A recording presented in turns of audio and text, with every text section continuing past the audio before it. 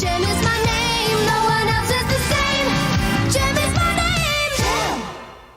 So, the third episode of the third season is the second to last episode on the second DVD of the third season set. Shout Factory, why? Why Shout Factory? Why? I have a theory. So, Like a Dream was a very early, like episode 2 song. Like a dream, I'll appear to you. Like a dream, that is coming true. Like a dream, That was reprised in the opening 2-parter. like a dream, I'll appear to you. Like a dream, that is coming true. Like a dream, It's reprised in this episode again. like a dream, I'll appear to you. Like a dream, that is coming true. Like a dream. It's like, Lindsay on her show is like, hey, here's the newest video from JEM and the Holograms, and it's Like a Dream. And it is a new video, but that's an old song. Kimber, do you have writer's block? Did that trip to Shangri-La not inspire you? The episode itself is a few minutes short, so they encore Like a Dream. And now, here's today's special encore music video.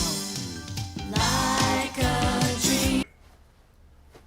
Again, it's like it's a fine song, but golly gee willikers. And then they encore another song, We're Off and Running, something like that, from the Rock Fashion Book episode in the middle of the first season, episode 15 or so. Interesting choice. So, the episode order on the Shout Factory Season 3 set is all out of whack. There's a Season 2 episode on here. As I just mentioned, the third episode is the second to last episode on the last disc in the set. So, instead of harping on this every single time, here's the proper episode order, sourced from several different places online that all seem to agree what the proper episode order is. And here's Shout Factory's episode order. Did they space out this episode because, Like a Dream, they figured it was too close? They didn't want to reprise the song that quickly? Let's shuffle that to the end so we don't have Like a Dream right next to each other. I don't know, but just put it in the proper order, Shout Factory. Anyway, so interestingly, I was thinking to myself fairly recently, whatever happened to Clash? We haven't seen her in like 20 episodes. I think the Aztec Enchantment episode, which is in the 30s somewhere, is the last time we saw her. Well, she's back. And she still wants to be a misfit, and she still wants to show up her cousin Video, and so her plan this time is Video is creating a new video for JEM the Holograms that's going to premiere on Lindsay's show, and Clash thinks, okay, I'm going to disguise myself, because it was already established earlier in Season 2 that we've got, like, Mission Impossible mask-type stuffs. She disguised herself as JEM in the 4th episode of Season 2. So she's disguising herself as a college student who's hanging around with JEM and the Holograms, and she's going to film them on their tour and cut all the footage of them, you know, picking their nose and farting in their sleep, and compile that into a video and play that live on the Lindsay show to embarrass them. That's the plan. Aja thinks this is a terrible plan and is not shy about pointing this out to Jerica, who's working her lats, because we know that Jerica has some mad upper body strength, which we've seen in the aforementioned Aztec Enchantment episode and the Alone Again episode. So, mad upper body strength Jerica. It's canon. So, Aja is like, you know what?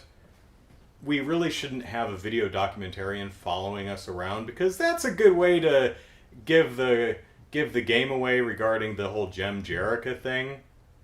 You know?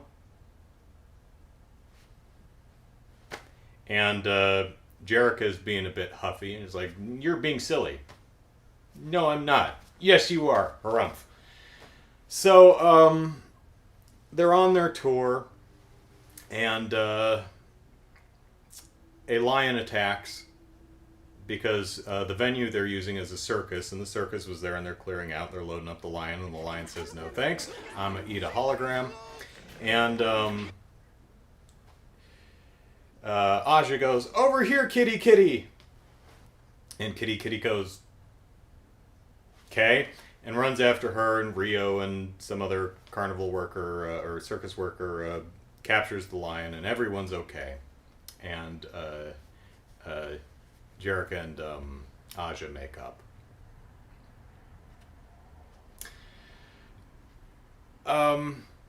Meanwhile, Clash, disguised as the college student, is like, wow, the holograms are nice and friendly, and they care for each other.